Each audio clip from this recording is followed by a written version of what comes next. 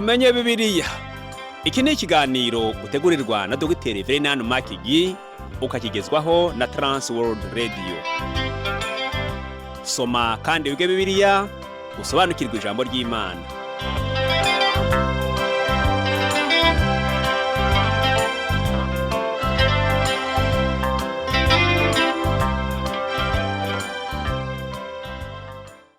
Uraho neza nshuti muvandimwe uteze amatwi ikiganiro tumenye Bibiliya, amahoro y'Imana n'abane nawe.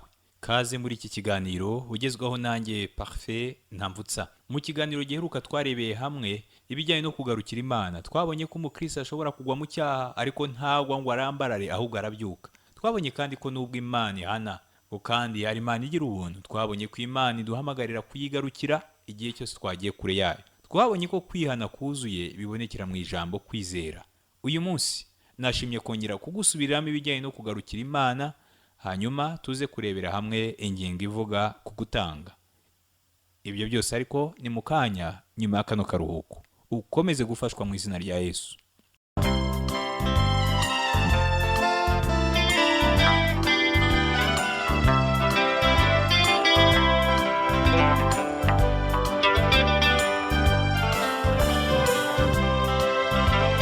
Transworld Radio, oh, Transworld Radio,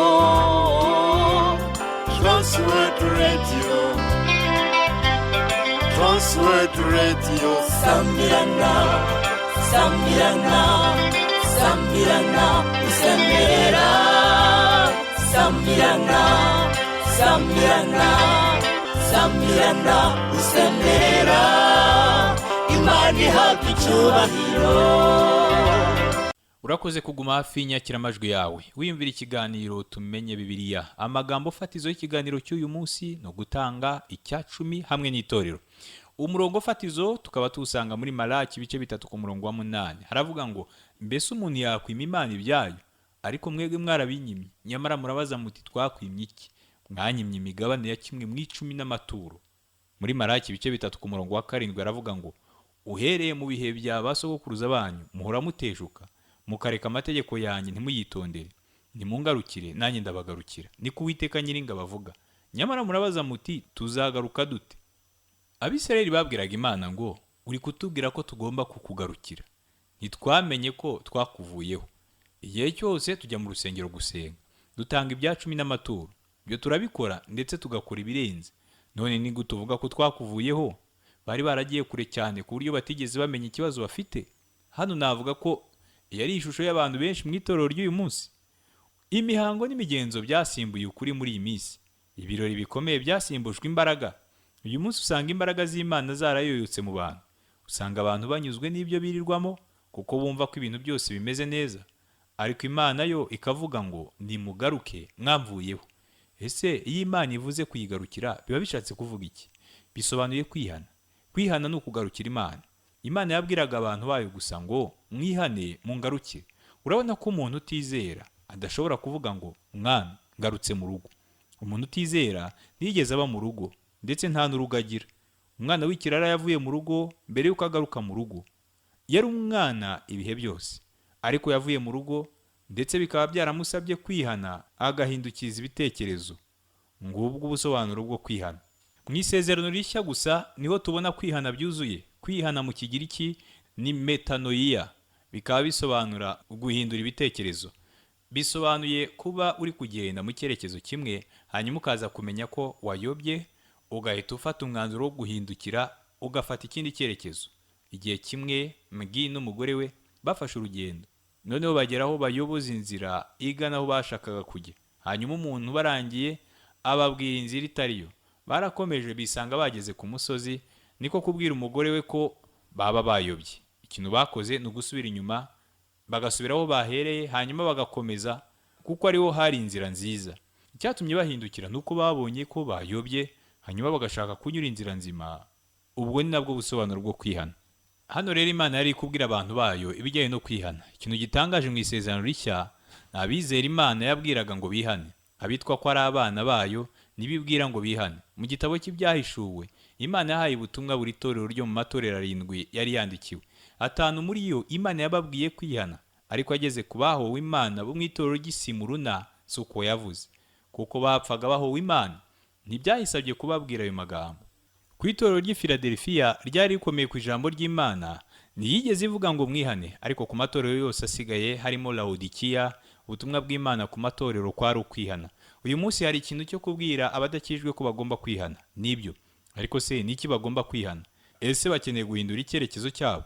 Nibyo, ariko kwihana si ubutumwa bugomba kubwirwa abadakijijwe. Magi yumva ko kwihana bigomba kubwirwa abizera, kuko ari ukutumva muri rusange. Abizera nibo bakabwiwe kwihana. Umuntu ashobora kuvuga ngo ushatse kuvuga ko umuntu udakijijwe uje kuri Yesu atagomba kwihana. Inshuti yanjye, kwihana kwa mbere akeneye ni ukwizera. Reka turebe ubutumwa Pawulo yabwiye Abatesalonike. I Tesalonike Pawulo yari afite umurimo mwiza, hanyuma niko kubabwira ngo kuko ubwabo bajya bavuga uburyo twabasuye, nuko mwahindukiriye Imana, mwimuye ibigirwamana, ngo mubone uko mukorera Imana nyakuri kandi ihoraho. Aya magambo yanditse mu Batesalonike ba mbere igice cya mbere ku murongo wa 9. Ubwo Pawulo yajyaga mu mujyi w'i Tesalonike, ntiyigeze abigisha kureka ibishushanyo. Icyo gihe yari imyitwarire ikabije, ariko ntiyigeze abigisha kubireka. Ntiyigeze abigisha kureka ibisindisha runaka cyangwa se ikindi kintu cyose. Iyo niyo mpamvu Magi atakundaga umurongo wo kwigisha ku kureka ibyaha runaka. Ijambo ry'Imana ryonyine iyo rikoze kuri ibyo bintu nibwo ubigarukaho. Ubutumwa tugomba kubwira abazimiye nibwo Pawulo yabwiye umurinzi w'imbohe ngo izere Umwami Yesu urakira, nk'uko byanditswe mu Byakozwe n'Intumwa ibice 16 ku murongo wa 31. Sambirana usemerera wamamaza inkuru nziza, inkuru nziza ni agakiza kabonekwa muri Yesu Kristo. Inkuru nziza ni agakiza kabonekwa muri Yesu Kristo. Sambirana, sambirana, sambirana usemerera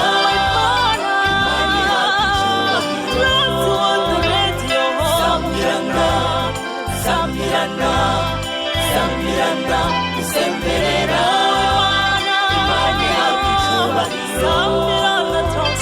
Sambirana, sambirana, sambirana, usemerera Imana yacu icyubahiro. Sambirana, sambirana, sambirana, usemerera Imana yacu icyubahiro. Mu ijambo izere niho harimo kwihana kose wakenera. Ubwo Pawulo yaganaga i Tesalonike akigisha, ese yigeze abwiriza kwihana? Oya, yabwirije Kristo wenyine. Yarababwiye ngo nkuko mwahindukiriye Imana, mwimuye ibigirwamana. Abatesalonike bagenderaga mu cyerekezo kimwe. Hanyuma Pawulo arababwira ngo ndashaka kubabwira Yesu Kristo wapfiriye ibyaha byanyu. Hanyuma Abatesalonike bahindukirira Kristo. Ubwo bagarukira Yesu, hanyuma batera umugongo ibishushanyo bisengwa. Guhindukira ni ukwihana. Urabona ko bahindukiye bakava mu cyerekezo barimo, gusa byose biri mu ijambo ryitwa kwizera. Nshuti yanjye, reka nkubwire ko mu gihe uhindukiye ko hari ikintu ugomba guhindukirira. Ntugomba kubwira umuntu gusa ngo ihane. Ari igihe bibaho ko umuntu arangwa n'amarangamutima menshi, umuntu akagira ngo uri gusenga cyane, nyamara atari ko bimeze. Ikibazo kiba cyabayeho nuko nta muntu wakubwiye Kristo. Rimwe na rimwe abantu bitiranya kwicuza no kwihana, nyamara si bimwe. Umuntu yicuza arira kubera ibyaha aba yakoze, ariko kwihana ni uguhindukira ukabireka. Iyo uhindukiriye Kristo ureka bya bindi byose bibi wakoraga. Nyamara benshi mu bana b'Imana nk'umwana w'ikirara bajya mu gihugu cya kure, hanyuma Imana ikababwira ngo ihane, ngwino mu rugo. Uwo niwe muntu uba ugomba kuza mu rugo. Imana ntiri kuvuga wa muntu utarakizwa, ni wowe iri kubwira aho ivuga ngo ngwino. Ese nicyo uri gukora mu byaha? Nicyo uri gukora mu buhakanyi? Nicyo uri gukora mu busambanyi?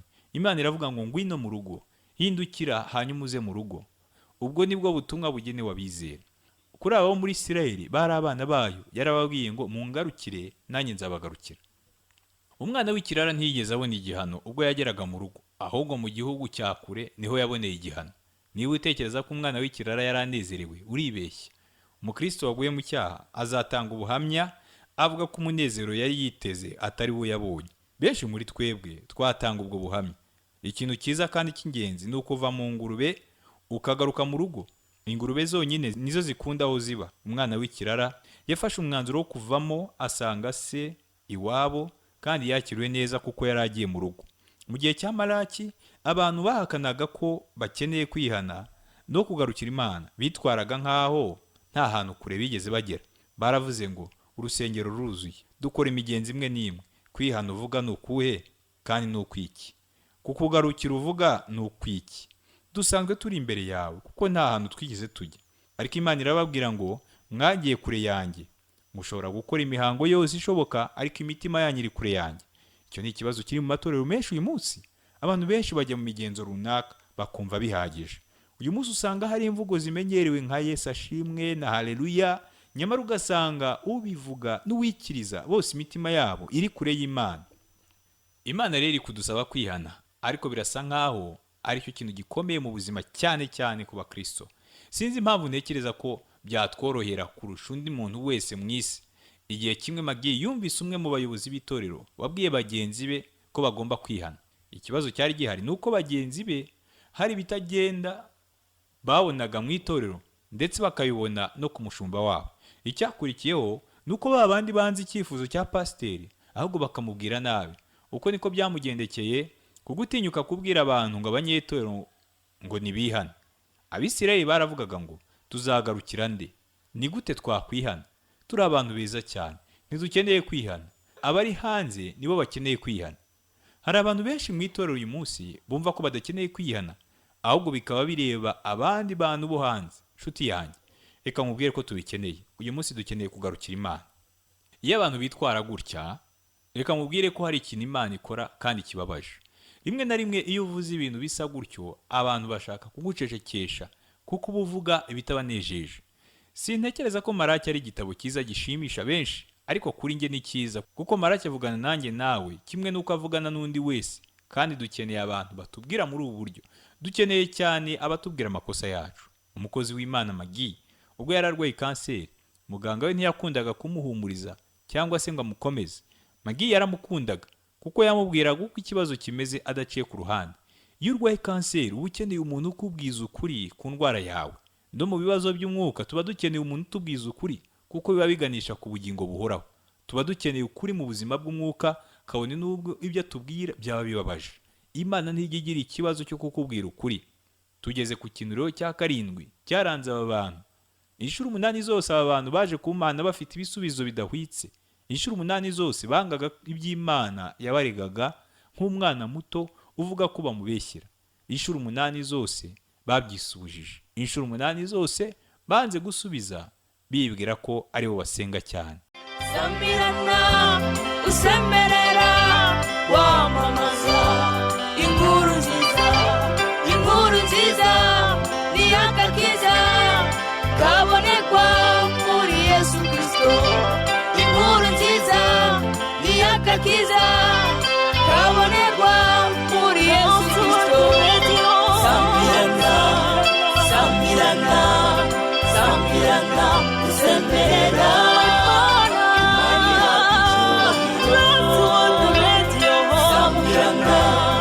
Sambirana, sambirana, usemerera Imana yakicyubahiro. Sambirana, sambirana, sambirana, usemerera Imana yakicyubahiro. Sambirana, sambirana, sambirana, usemerera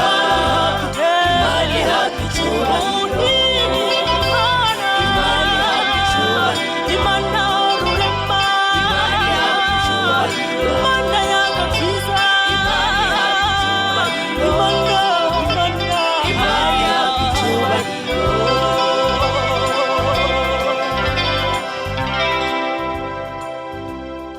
Urakoze kuguma hafi y'inyakiramajwi yawe wiyumvira ikiganiro tumenye Bibiliya.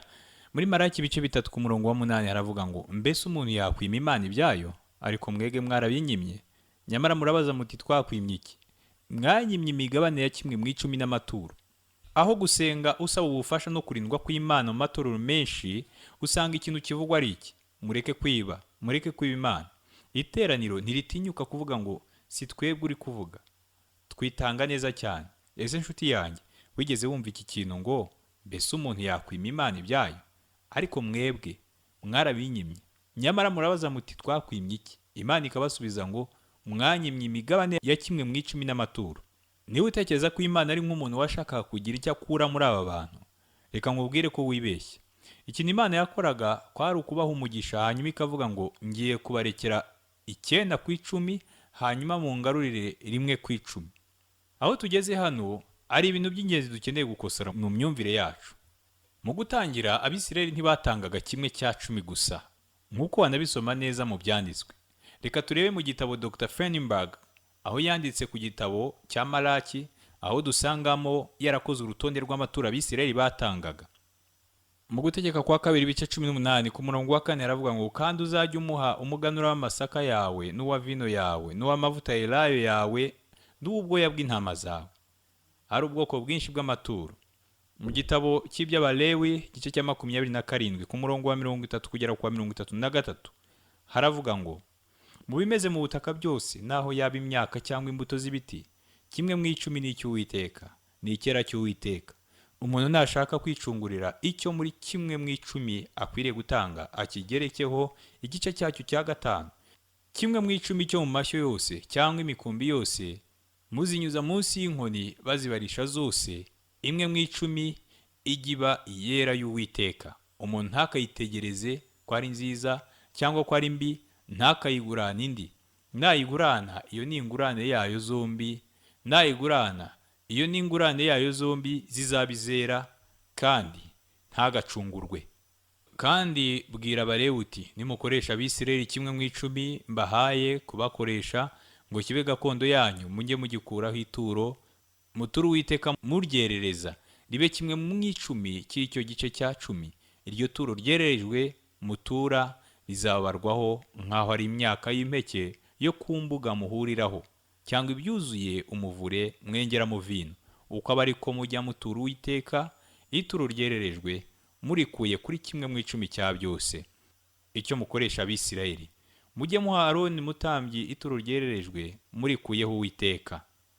Aya magambo yanditse mu Kubara ibice 18 kuva ku murongo wa 26 kugera ku murongo wa 28. Ituro rya gatatu riboneka mu gutegeka kwa 2 ibice 12 ku murongo wa 18. Haravuga ngo ahubwo uzajye ubirira imbere y'Uwiteka Imana yawe, ahantu Uwiteka Imana yawe izatoranya, ubisangire n'umuhungu wawe n'umukobwa wawe n'umugaragu wawe n'umuja wawe n'umulewi uri iwanyu, kandi imbere y'Uwiteka Imana yawe azaba ariho wishimira ibyakuvuye mu maboko byose.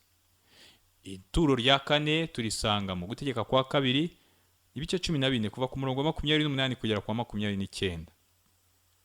Haravuga ngo uko imyaka 3 ishize uzajya ukuraho 1/10 cy'imyaka yose wejeje muri uwo mwaka, ubibiki wanyu, maze umulewi kuko adafite umugabane cyangwa gakondo muri mwe, n'umusuhuke w'umunyamahanga n'imfubyi n'umupfakazi bari iwanyu bazaze barye bahage, kugira ngo Uwiteka Imana yawe iguhere umugisha imirimo ukora yose. Biradusaba kongera kunyuza ijisho muri iyi mirongo, kuko harimo ibintu tugomba kwitegereza muri iki gihe. Turashimira leta yacu ko ikora uko ishoboye ngo ikure abantu mu bukene, gusa numva itorero naryo rigomba gushyira ingufu mu gufasha abakene. Reka turebe amabwiriza Imana yari yarahaye Abisirayeli. Mu gutegeka kwa 2 ibice 14 kuva ku murongo wa 28 kugera kwa 29 aravuga ngo uko imyaka 3 ishize uzajya ukuraho 1/10 cy'imyaka yose wejeje muri uwo mwaka, ubibiki wanyu, maze umulewi kuko adafite umugabane cyangwa gakondo muri mwe, n'umusuhuke w'umunyamahanga n'imfubyi n'umupfakazi bari iwanyu bazaze barye bahage, kugira ngo Uwiteka Imana yawe iguhere umugisha imirimo ukora yose. Buri mwaka wa 3 hatangwaga 1/10 kidasanzwe cyagenewe abakene. Iyo uvuze ko Imana yasabaga 1/10 Abisirayeli, uba ushatse kuvuga iki? Tugomba gusobanukirwa ko icyo gihe hatangwaga ibya 10 byinshi. Ikintu cya kabiri tugomba kwibandaho nuko turi mu gihe cy'ubuntu. Imitangire y'abizera ba none itandukanye n'imitangire y'Abisirayeli. Tugomba gutanga, ariko bigakorwa mu buryo butandukanye. Uyu munsi ntabwo itorero rigendera ku cya 10 nk'ikintu cy'itegeko. Ibyo ntibisobanuye ko hari abantu batagomba guha Uwiteka, ahubwo byaterwa n'uko Imana yabayoboye ngo batangemo. Reka turebe uko itorero rya mbere ryatangaga. Ubwo Pawulo yandikiraga Abakorino, yatanze urugero ku Banyamakedoniya. Mu Bakorinto ba kabiri bice 8 ku murongo wa 2, Pawulo yarababwiye ngo bakigeragezwa cyane n'amakuba menshi, umunezero wabo uhebuje n'ubukene bwabo bwinshi byasesekariyemo ubutunzi kubw'iby'ubuntu batanze. Nubwo hari abakene, abizera b'i Makedoniya batanze babikunze. Mu Bakorinto ba kabiri bice 8 ku murongo wa 3 haravuga ngo ndahamya yuko babutanze ku bwende bwabo nk'uko bashoboye ndetse no kurenza ibyo bashoboye. Batanze ibirenze icyacumi kuko mu mitekerereze yabo hatabagamo icyacumi. Batanze kuko bakunze umwami Yesu. Ku murongo ukurikira Pawulo araduha indi mpamvu batanze. Mu Bakorinto ba kabiri bice 8 ku murongo wa 4 haravuga ngo batwingingira cyane kugira ngo twakire ubuntu bwabo batanze, babone uko bafatanya umurimo wo gukenura abera. Urabona ko gutanga ari ugufatanya. Ni kimwe mu bigize ubusabane no kuramya kw'itorero. Mu Bakorinto ba kabiri bice 8 ku murongo wa 5 haravuga ngo icyakora ntibagenje nk'uko twibwiraga ko bazabigenza, ahubwo babanje kwitanga ubwabo, biha umwami wacu kandi biha natwe nk'uko Imana yashatse. Magi yagiye avuga kenshi ko niba udakijijwe ndetse ntube umukristo kutagomba gutera inkunga uyu murimo w'ivugabutumwa dutambutsa kuri radiyo. Igihari ni uko gutanga bitakubera umugisha ndetse natwe bishobora kutatubera umugisha. Imana isaba abana bayo ko aribo bagomba gutanga. Ese uribuka ko isanduku y'isezerano yagendaga ku bitugu by'abatambyi b'Abisirayeli? Birashoboka ko Imana yari kuzana umuntu uvuye hanze akayibatwaza, cyangwa se Imana ikaba yarazanye igare rikayitwara nk'uko icyo gihe ibintu byinshi byagendaga ku igare. Ariko isanduku y'isezerano ishushanya Yesu Kristo wagendaga ku bitugu by'abatambyi. Niba tugiye gutambutsa ubutumwa bw'iby'Imana yadukoreye, ibyo bigomba kuvugwa n'abatambyi kuko aribo bantu bayo. Imana ntigusaba gutanga niba utari umukristo. Mu Bakorinto ba kabiri bice 8 ku murongo wa 8 haravuga ngo ibyo simbivugiye kubategeka, ahubwo mbivugiye kugerageza urukundo rwanyu, ndugerageresha umwete w'abandi kugira ngo menye ko ari urw'ukuri. Gutanga kwawe byerekana urukundo ukunda Kristo. Imana iravuga ngo nimunkunda muzitondera amategeko yanjye. Aya magambo yanditse mu butumwa bwiza bwa Yohana bice 14 ku murongo wa 15. Mu Bakorinto ba kabiri bice 8 ku murongo wa 9 aravuga ngo kuko muzi ubuntu bw'umwami wacu Yesu Kristo uko yari umutunzi maze agahinduka umukene ku bwanyu kugira ngo ubukene bwe bubatungishe. Pawulo aravuga ko ugomba gutanga bikuvuye ku mutima kandi ukabikora wishimye. Ubwo Magi yatembereraga mu gihugu cya Isirayeli, baramutambagije bamwereka inyubako nshyashya leta yubakaga. Uwamutemberezaga yamweretse imwe muri izo nyubako, amubwira ko ari urukuta rw'amarira. Kandi iyo nyubako yakoreragamo ibiro bishinzwe kwinjiza imisoro n'amahoro. Reka nkwibutse ko iyo igihe cy'amaturo kigeze mu rusengero usanga ari amarira kuri bamwe. Usanga abantu baba bavuga ngo uzi ko igihe cyo gutura kigeze, ubu se ndatura iki koko? Nshuti yanjye, gutura ntibigomba kukubera umutwaro. Gutura bigomba kuba kimwe mu bice by'iteraniro wishimira. Niba wumva udashoboye gutanga wishimye, reka nkubwire ko byaba byiza ubiretse. Ukuri guhari nuko nta cyiza bizakuzanira. Mu gice cya 8 kugeza mu gice cya 9 cy'urwandiko rwa kabiri Pawulo yandikiye Abakorinto, hatubwira ibintu bigomba kugenderwaho ngo umukristo atange. Ndatekereza ko abakristo ba none bagomba gutanga ibirenze icyacumi. Abisirayeli batangaga ibirenze icyacumi kuko habagaho ibyacumi 4. Ubwo Magi yari umushumba muri Texas mu gihe cy'ubukene, umwe mu bakuru b'itorero niwe wari ufite ubucuruzi bwinjiza amafaranga koko. Igihe kimwe ubwo bombi bari mu bwato, wa mucuruzi yabwiye Magi ati ese nukubera iki utajya wigisha ku cyacumi? Yamusubije ko atizera icyacumi. Uwo mucuruzi yizeraga icyacumi cyane kuko nicyo yatangaga gusa. Igihe cyose babaga bari kumwe yibazaga impamvu Magi atigisha ku cyacumi. Igihe baje kwigira hamwe urwandiko rwa kabiri rw'Abakorinto igice cya 8, Magi ahita amubwira ngo hari abakristo benshi bagomba gutanga byinshi birenze icyacumi. Urugero, navuga ko wowe uri mu bantu dufite mu itorero bakorera amafaranga menshi ukuyemo ba dogiteri. Rero ndatekereza ko ugomba gutanga ibirenze icyacumi. Abantu benshi bagomba gutanga ibiruta icyacumi, ariko iyo mvuze ngo bagomba ni igihe ubu bivuze. Yesu yaravuze ngo niba utabikorera urukundo nkunda ntukirirwe ubikora, cyangwa se ngo uba ugamije ko ijambo ry'Imana rivugwa. Imana iravuga ngo mbese umuntu yakwima Imana? Urabyumva ute? Mu zindi ndimi bavuga ko ari ukwiba Imana. Ni gute bibaga Imana? Ikintu tugomba kumenya nuko byose ari iby'Imana. Ariko yageze ku Bisirayeli avuga ngo mwebwe mufate 9 ku 10, ariko ndashaka ko muma 1 ku 10 risigaye kugira ngo mubikore munzirikana. Ni byiza kumva ukuntu abantu ba kera batangaga. Mu itorero rya mbere naho baritangaga cyane. Uyu munsi hari ikintu cyo kwikunda cyane ku buryo usanga gutanga ari umutwaro. Hari amaduka afasha abakene yatangijwe n'umwana w'umuvugabutumwa wari ufite papa we wapfuye. Nyuma y'urupfu rwa se nta kintu cyakozwe ngo mama we yitabweho, uretse kuba abantu baravugaga ngo Uwiteka kwiteho, Imana iguha umugisha. Uwo mwana yajyaga mu baturanyi gukusanya imyenda akayizanira mama we ngo ayifure kugira ngo babone ikibatunga. Uwo mwana yahise avuga ngo ninkura nzakorera amafaranga, ku buryo nta mupfakazi w'umuvugabutumwa uzabaho gutya akora iyi mirimo. Byaje kumuhira, yubaka umudugudu aho abashumba n'abavugabutumwa bageze mu zabukuru babaga ndetse n'abafasha babo. Imana yahaye umugisha aba bantu bagiye bayizirikana. Nizera ko n'uyu munsi bikiriho, gusa reka nkubwire ko ugomba kubikora mu rukundo kuko nibwo Imana izabyemera. Nk'uko maze kubikumenyereza, reka nkugeze n'incamake ibyo twaganiriyeho, dore ko biba ari byinshi kandi nzi neza ko bifasha n'ababandi baba bafatiye hagati ikiganiro cyacu. Twabonye ko niba utekereza ko Imana ifite inyungu mu ituro ryawe uribeshye, ahubwo mu gutanga niho ubonera umugisha, nk'uko Abisirayeli babonaga umugisha binyuze mu gutanga. Reka nkwibutse kandi ko Abisirayeli batatangaga 10% gusa, ahubwo batangaga ibirenze ibyo. Ikindi kandi nuko itorero rifite inshingano yo gufasha abakene. Ni byiza cyane kutanga ubikunze ndetse ukabikora kuko ukunze Umwami Yesu Kristo. Gutanga ni kimwe mu bigize ubusabane bw'itorero. Ikindi kandi twabonye nuko gutanga ari ugufatanya. Gutanga nicyo kintu umukristo yakagombye gukora yishimiye kuruta ibindi bintu byose. Ikindi kandi nuko abana b'Imana ari bo bagomba gutera inkunga umurimo w'Imana. Reka nsoze nkubwira ko gutanga bitagomba kukubera umutwaro. Reka dusenga Imana. Mana, ndagushimiye ubuntu bwawe udahwema kutugirira umunsi ku munsi. Icyo twifuza nuko imitima n'ubwenge byagukorera. Reka ubutunzi bwacu bukore ibihesha izina ryawe icyubahiro. Ndagusaba ngo uduhe kuzirikana ko twebwe abakristo tugomba gufata iya mbere mu gufasha abakene. Uduhe kumva dukunze umurimo wo gutanga aho kumva ko ari umutwaro kuri twebwe. Reka gutanga bibe ikimenyetso cy'ubusabane mu bakristo. Bisabye nizeye mu izina ry'Umwami wacu Yesu Kristo. Amen.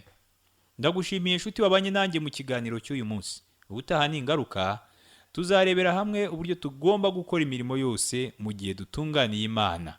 Amahoro n'umugisha biva ku Mana Data n'Umwana wayo Yesu Kristo n'Umwuka Wera bibane nawe.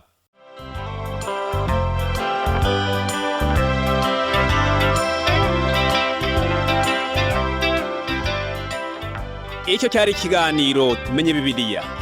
Nimba wifuza kugira ikibazo, kurutera inkunga cyangwa kuduha ubuhamya, ushobora guhamagara cyangwa kohereza ubutumwa bugufiya kuri telefoni igendanwa. Inomero ni 07 81 27 90 18. Ushobora kandi kutwandikira kuri page yacu ya Facebook yitwa Tumenye Bibiliya, cyangwa kuri WhatsApp. Inomero ni 07 81 27 90 18, cyangwa kuri email yitwa umucyofm@yahoo.fr. Iki kiganiro kandi ushobora kutumva ku rubuga rwacu rwa interineti ari rwo wa#tab.tawr.org. Kanda handitse ijambo ry'icyongereza rivuga ngo languages, maze uhitemo ururimi rw'Ikinyarwanda.